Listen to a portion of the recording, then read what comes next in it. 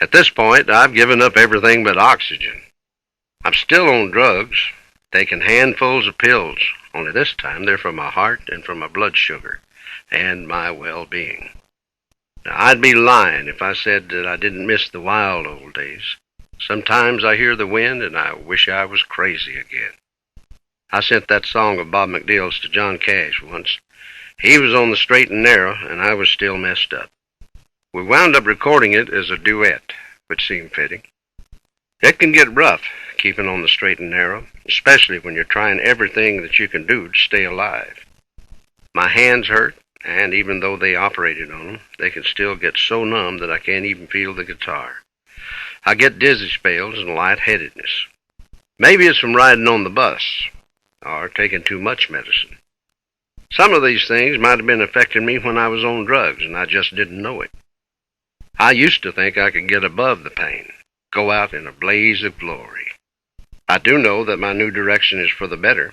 I have a stable, easy life, and everybody around me tries to take care of me. I haven't slowed down. I'm not sure I even know what the word would mean. I keep thinking about leaving the road, but I never do. It's a cycle. Once when I was ready to quit, I went out one more time to do a show, and I got that instant feedback and appreciation, with people shouting and girls dancing, folks putting their babies on their shoulders. Well, I was back hooked again. I've always got a song I'm working on in my hip pocket, or an idea tucked away somewhere. Really done with your work in a lifetime, though sometimes other people are able to carry it on for you. The other day I went over to Emerald Studio in Nashville and cut a track of Buddy Holly's Learning the Game with Mark Knopfler of Dire Straits. It's one of the simplest songs that Buddy ever wrote. I saw him record it on a tape recorder in his living room right before we left on that final tour. I don't think it was finished. It's only one verse and a chorus, but the way Mark stretched it out made it seem complete and realized. Music gets passed along. Buddy taught me things about what he was doing. I picked out certain elements and made them my own. The same with Ernest Tubb or Carl Smith or Hank Williams. You never hear a piece of music the way the artist intended. You're hearing it through your ears and your own imagination. Now, somewhere a kid is in a bedroom listening to one of my records, and maybe he's picking up on a chord progression or a vocal inflection that catches his fancy. He tries to learn it. He gets it almost right, and that almost is where you can find his personality, his creativity, his style, hers for that matter, or ours. All we need is the willpower and determination to see our vision through. Clayton Turner is a friend of mine who is a graphic artist. He's also a quadriplegic, and he draws by gripping the pencil in his mouth and painstakingly stroking each line just so. His pictures are large, and when he gets as far up as he can reach, he turns the picture over and works on it upside down. If art is the answer, what's the question? I get up early in the morning, and Jessie calls me a springer. My eyes open and I'm awake.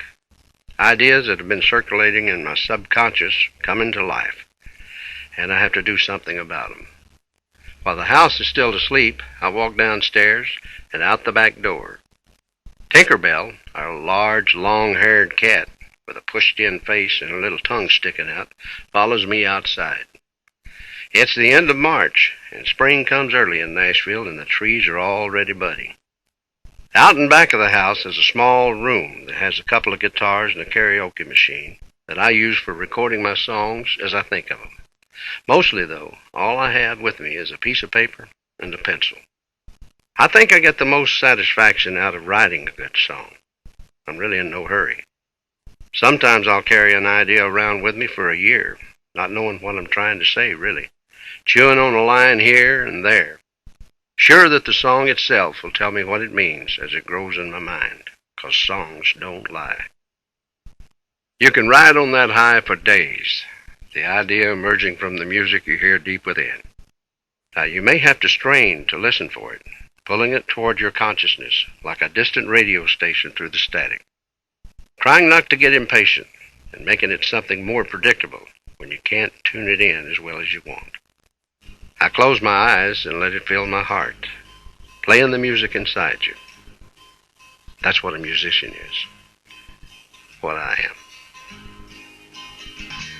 This has been a Time Warner Audiobooks production of Waylon, the Autobiography. Produced and directed by Maya Thomas. Text abridged by John Whitman. Production coordinated by Daniel Metcalf. Tape edited, mixed, and mastered by Zacuto Audio.